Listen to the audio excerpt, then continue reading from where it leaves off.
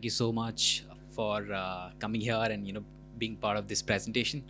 I would like to begin with thanking Devi for the sweet little introduction. And guys, I go by Sijo, and I've been spearheading sales effort for Sensor Tower in India. And as you can see here, I'm here to speak about hypercasual as a genre, what's happened in the last couple of years, and which way are we looking at it in 2023 and more. To the ones who don't know what Sensor Tower is, we are a mobile intelligence platform where we have been working with some of the top gaming publishers around the world, and our data is commonly cited in the top media publications globally. And in case you feel like having access to the data set that we have or understanding more about what Sensor Tower can do for you, feel free to get in touch with me or the extended team that we have. Now, to do with today's agenda, I'm going to be breaking it into three key components. The first one being state of hypercasual, and a very high view level of market as to what's happening or what's happened in the last few years. Stepping into 2023, how is it going to look like? The second being hypercasual 2.0, or quote unquote hybrid casual, as some of the industry leaders call it. And in the end, we'll talk about some of the takeaways or the best practices that we have seen in the industry so far. Great. So moving forward with the state of hypercasual, I wanted to begin by showcasing you the tremendous growth that we have seen in hypercasual as a category, where we all know that 2020 year was the biggest year for gaming overall, where we saw 29% growth in the year 2019, good 35% growth in 2020, which was considered to be the golden year for video games and more. Stepping into 2021, we saw overall game decline by 4%, and 2022 halfway we see it again declining. By end of the year, we are assuming that it'll be somewhere between 7 to 10% negative growth overall. But on the other side, even before I step onto the other side, something that's important to know here is Q2 and Q3 2020 was the biggest quarter where we saw the maximum spike. If you look at iOS numbers alone in terms of downloads, we are talking about 1.7 billion that we are seeing in today's time, which is almost setting back to the same period or how it was pre-pandemic, where we're looking at about 1.7 billion or 1.8 billion downloads that was coming through iOS for hypercasual as a category. Now, if you look at the left-hand side, though in 2021, the overall game saw 4% decline, hypercasual continued to grow. We are talking about 61% growth in 2019, 59% growth in 2020, and 15% in 2021 as well. This particular year, it's going down, but what we are predicting or forecasting is that it'll continue to grow in the next coming few years. Now, to put a picture to what I've been talking here, this is where we categorized or subcategorized some of it to help you understand that hypercasual, it's going in a completely different direction, where we are looking at about 15% growth overall. And if you look at some of the other categories like arcade, puzzle, simulation, and more, they all saw growth in 2020, which was, like I mentioned, was the golden period. But in this particular period of time, or if we look at it as a fresh, all of them have seen a negative growth, but hypercasual is still growing at a very big speed, or seeing a multifold growth here coming in. With that, in Sensor Tower, using our gaming taxonomy, where you're able to look at it category-wise, subcategory-wise, we looked at how the data was reflecting, and what we figured out was hypercasual is growing. In hypercasual, some of the subgenres that's growing is, or the subcategory that's growing is traversal, music and rhythm, and tycoon and crafting. These are some of the subcategories that's seeing growth. On the other side, if you look at the fastest declining, would be hypercasual puzzle, simulation, customization, puzzle and decorate. These are some of the ones which are seeing a decline in the recent past. And not surprisingly, with what Royston mentioned here, that 2020 was the year where the users and also a lot of game producers were looking at hypercasual. Top 2 out of the top 10 was hypercasual category in the year 2021. including this year. If you look at Q1 2022, it's hyper-casual again. And yes, so that reflects in terms of some of the top markets that has come up. Yes, US is one of the leading markets, like how it's already mentioned by Loyston, and is the go-to place for a lot of hyper-casual developers. In the recent past, we saw about 4% decline in terms of download for US, but if you look at it at a bigger picture, India, Indonesia, Turkey, these were some of the geos that showed up. And, looking at the adoption of smartphones or the growth of mobile economy, it's totally understandable as to why markets like India, Brazil, Turkey, or Indonesia is showing growth, not just when we are looking at downloads, but on the revenue front as well. Moving on to the next slide, we spoke about what's the story been for hypercasual since 2018, and how is it looking like in Q1 or Q2 2022. That only goes on to tell us that this space is getting really competitive, and there's a lot of innovation that's happening, and there are a lot of things being done here. That's why if you look at the top charts, say 2019 to 2020, 2021, or 2022 first half, we are looking at new game which is entering the top 5 charts here. That means whoever is in the top 5, say the previous year or for a current quarter, is definitely getting dethroned, looking at the competition that is currently there in the market. So in 2019 we had Fundraise 3D that was top in terms of downloads.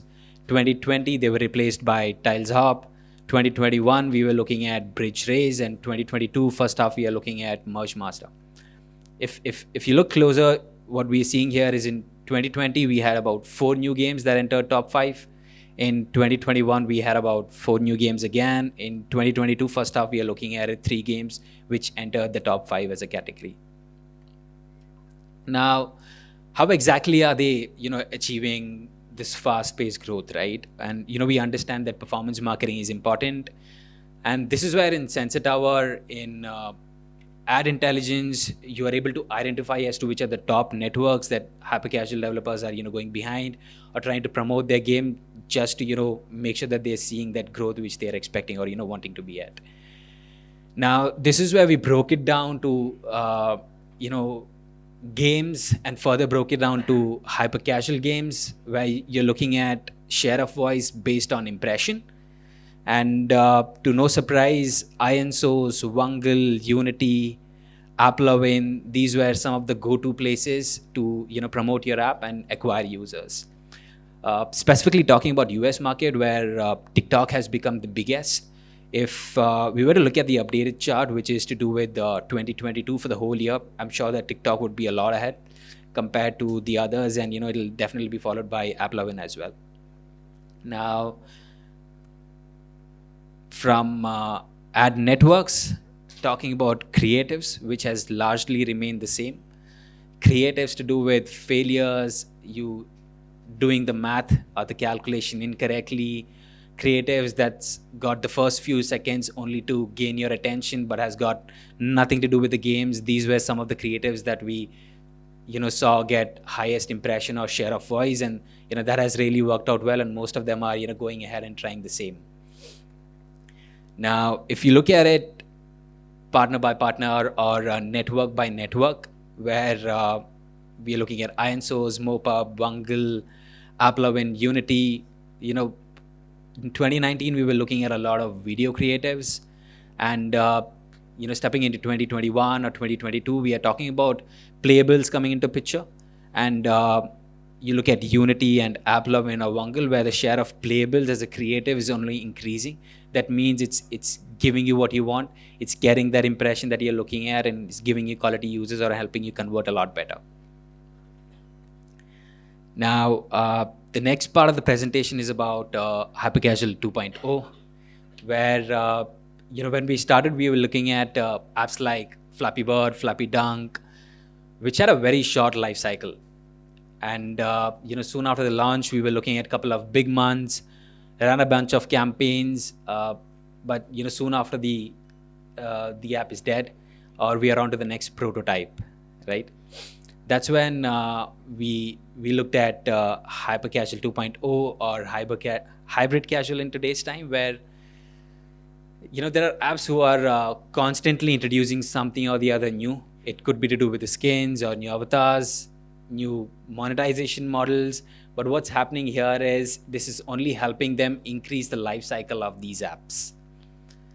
And these are some of the examples that we can look at, where Date the Girl, Touch the Wall, Sushi Roll, Sorted by Game Jam, Voodoo, Say Games, and Supersonic.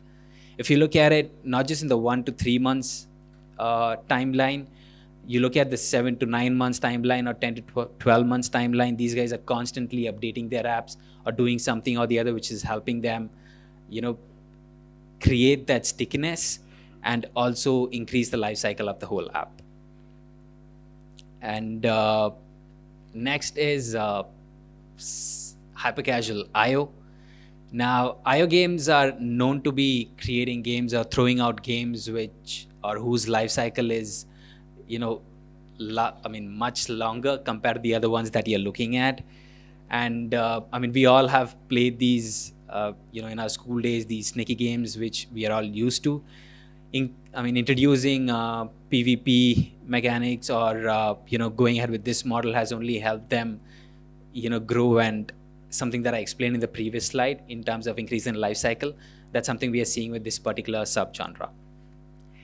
And with ads, I'm also talking about introducing new skins, avatar, new monetization models, and we are looking at these being some of the areas which is helping them not just introduce some of the core mechanics, but grow a lot better and longer.